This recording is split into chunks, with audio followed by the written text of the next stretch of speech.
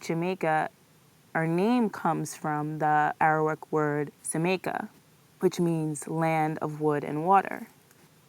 I would love to see Jamaica export some of the really amazing products that we have here.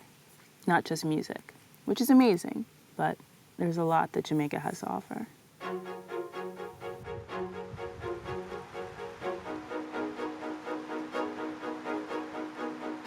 My background is in luxury marketing.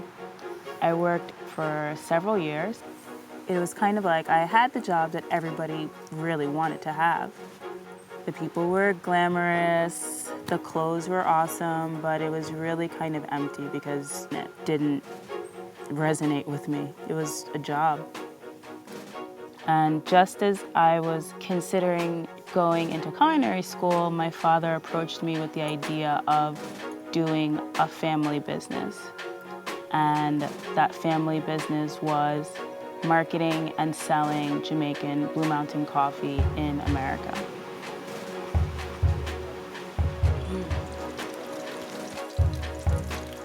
My business by nature is an international business. Coffee is the second most traded commodity in the world after oil.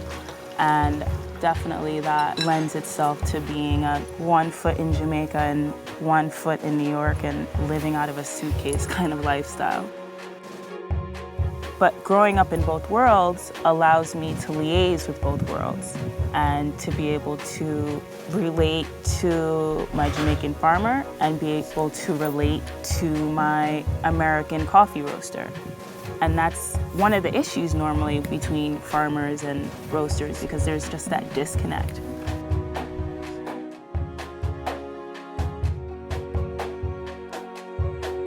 Here you can see there are little tiny coffee plants. I don't want to disturb it. It's literally growing out of the coffee bean. Jamaica Blue Mountain coffee is one of the only trademarked coffees in the world.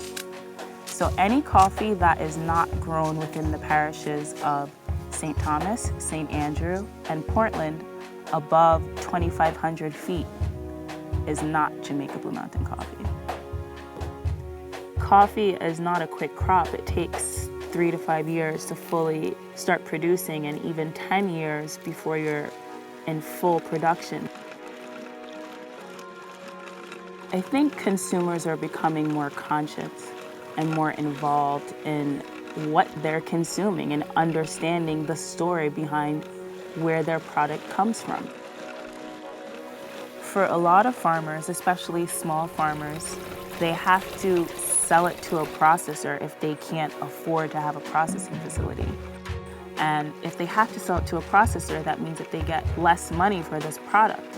And the less money they get for the product, the less money they get to not only survive off of, but to farm the product properly. And this coffee is ready to be hulled. The parchment is literally dropping off of the seeds. The little brown parts that you see are the actual cherry, some of the pulp that's left over. So that's why it needs to be sorted out and picked out. It's done by hand because that's the best way to ensure that nothing gets past the machine. It's very ironic. Something like 60 to 80% of all of the workers on the field are women. Less than 20% are the shot callers and have anything to do with the money or the margins or the profit. So being a woman in the coffee industry, it's rare, but I don't really care. Our dream of farming cooperative on a place like Radnor, to realize that would be amazing because what's important is allowing people to not just go to work, but like to work for themselves. That I think is empowering.